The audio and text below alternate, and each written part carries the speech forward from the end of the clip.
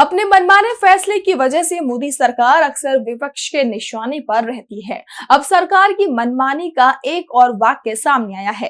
NCERT की किताबों से संविधान की प्रस्तावना हटाए जाने की खबर सामने आई है, जिसे लेकर बुधवार को राज्यसभा में नेता विपक्ष मल्लिकार्जुन खड़गे ने मोदी सरकार और आरएसएस को जमकर घेरा है। खड़गे ने बीजेपी और संघ पर आरोप लगाया कि वो देश पर अपनी सांप्रदायिक विचारधारा थोपना चाहती हैं। स्कूलों में पढ़ाई जाने वाली एनसीईआरटी की किताबों में बदलाव की खबर सामने आई है। क्लास 3 से लेकर 6 तक की किताबों के शुरुआती पन्नों में छापी जाने वाली संविधान की प्रस्तावना को केंद्र सरकार ने हटा दिया है।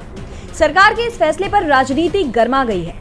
बुधवार को संसद का सत्र शुरू होते ही राज्यसभा में नेता विपक्ष और कांग्रेस अध्यक्ष मल्लिकार्जुन खड़गे ने मोदी सरकार और संघ को जमकर घेरा। खड़गे ने सदन में बताया कि एनसीईआरटी की किताबों से संविधान की प्रस्तावना हटाना गंभीर मुद्दा है। खड़गे ने सरकार की संविधान विरोधी मानसिकता को इसकी वजह बताते हुए बीजेपी और आरएसएस पर आरोप लगाया। खड़गे ने कहा कि बीजेपी और आरएसएस देश भर में अपनी सांप्रदायिक विचारधारा थोपना चाहती हैं। खड़गे के ऐसा कहते ही सदन में दोनों तरफ से शोर शराबा शुरू हो गया।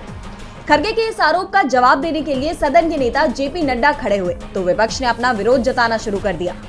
नड्डा ने कहा कि उन्होंने एनसीईआरटी की किताब नहीं देखी है, लेकिन कांग्रेस को केवल अखबार की कतरनों पर विश्वास नहीं करना चाहिए। जेपी नड्डा के इस जवाब के दौरान विपक्ष का विरोध प्रदर्शन लगातार जारी रहा।